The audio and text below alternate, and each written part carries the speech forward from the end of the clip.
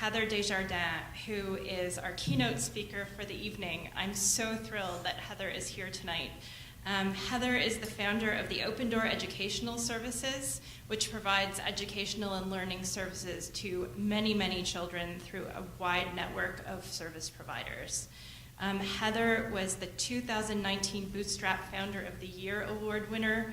She has won Businesswoman of the Year Award and Ottawa 40 Under 40. She's an amazing businesswoman with a fantastic story. I'm thrilled to have her here tonight. Heather, please come. Thank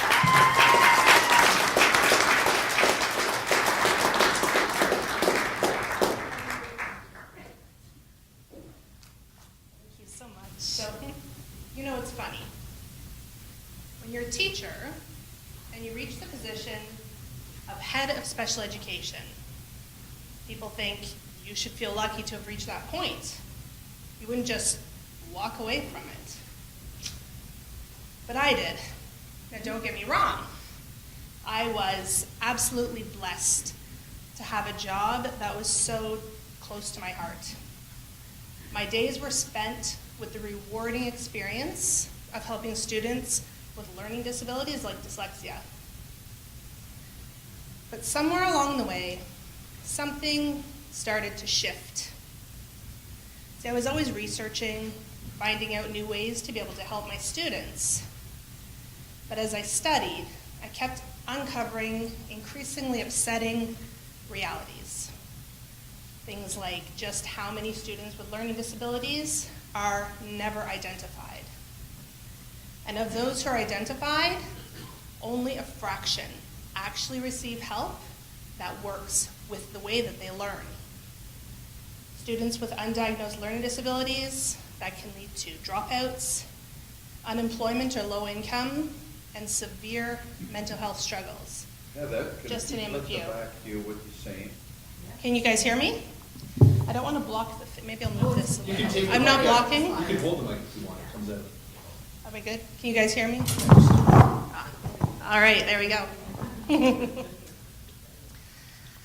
Yes, so just to name a few of the issues that there can be for students who never receive that diagnosis.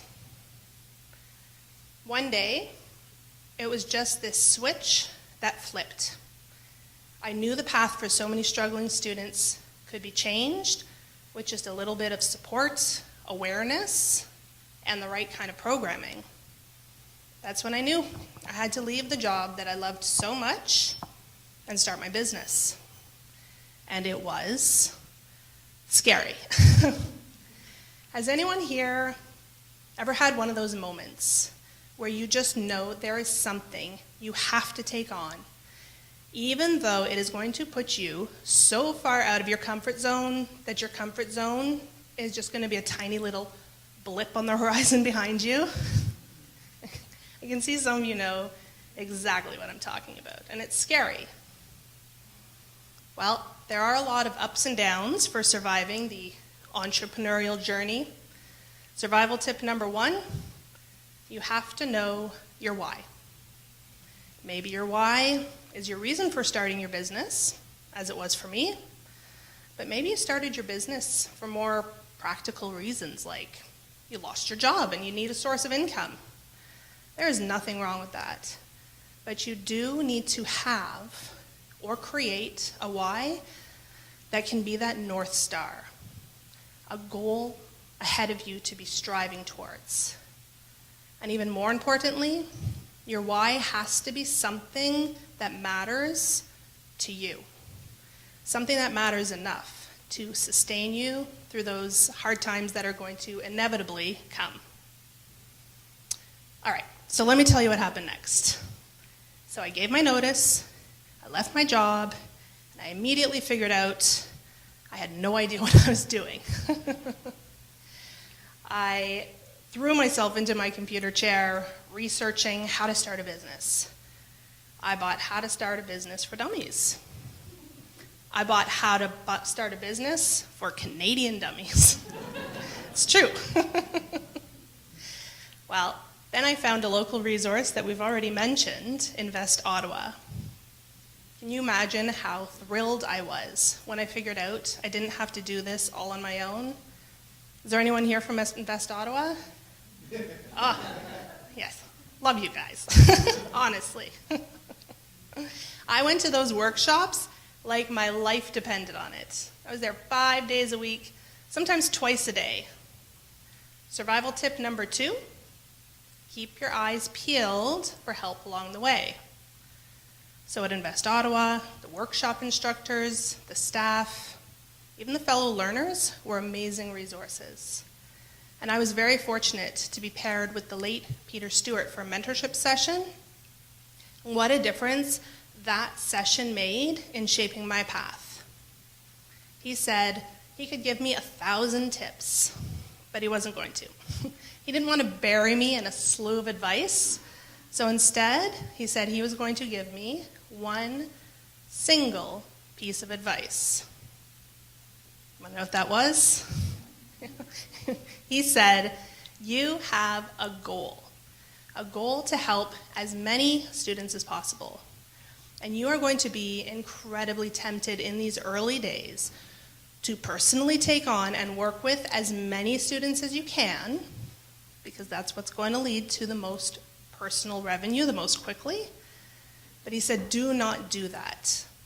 He said, instead, as soon as you have enough students that you're working with to have that minimal amount that you need to pay the bills, any new students who come, you give them to the teachers that you've hired and you trained. He said, if you don't do that, you're going to hit the ceiling of how many students you can help so quickly. But if you pass those students along as early as you can, you'll protect your time, you will be able to work on your business, and most importantly, there will be no limit to how many students you can help. So that's what I did.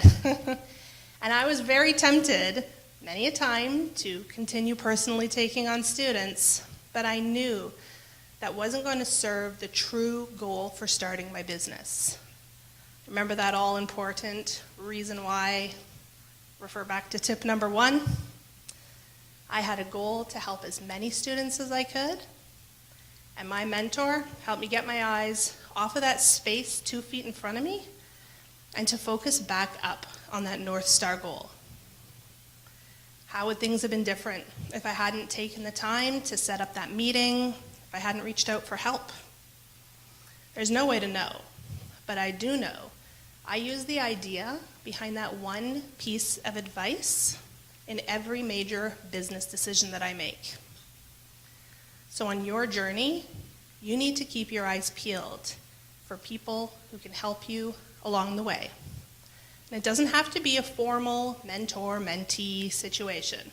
If you find someone who's willing to give you a few minutes of their time, do it. They have been further down that path, and they already know some of the obstacles that are coming your way. They may even be able to help you navigate some of them. All right, survival tip number 3. You take tip 2 and you take tip 1 and you put them together when you're creating your team. So you build that team as early as possible to get the help you need, and you build it with people, yes, who are great at what they do, but even more importantly, people who believe in what you are doing. You can teach your team all kinds of skills, but you can't make them be passionate about something. Either they are or they aren't.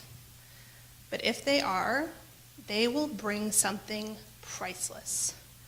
A desire, backed by actions, to see the business thrive as you now collectively work on your goals. Now, I love talking about teams. I could talk about teams and building teams and leading teams all day, and I love my team. And I do hate to break it to you, but the best team in the entire world is already spoken for. Sorry, it's true. Now, they do bring a lot to the table, but honestly, it is their dedication to our vision and their dedication to our students that just puts them over the top. Although we know, even the best teams, can't stop the challenges from coming. Is there any entrepreneurs here who ever have one of those days? You know what I'm talking about. One of those days where you long for the simplicity and the security of a 9-to-5. Personally, I do fantasize. I fantasize about working in a quiet little dusty bookshop with some cats roaming around. Preach. And this is so true. But we don't do that. We don't quit. What do? We persevere.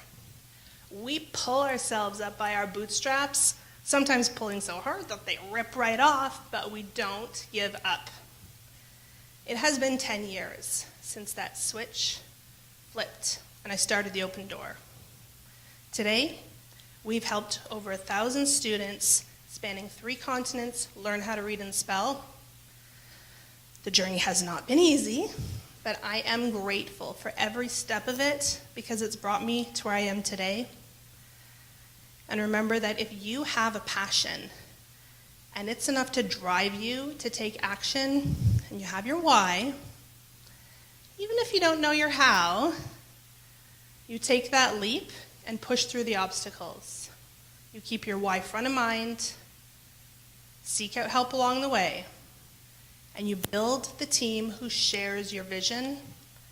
With these 3 things, determination and the right mindset, you can make a difference and you will achieve your dream.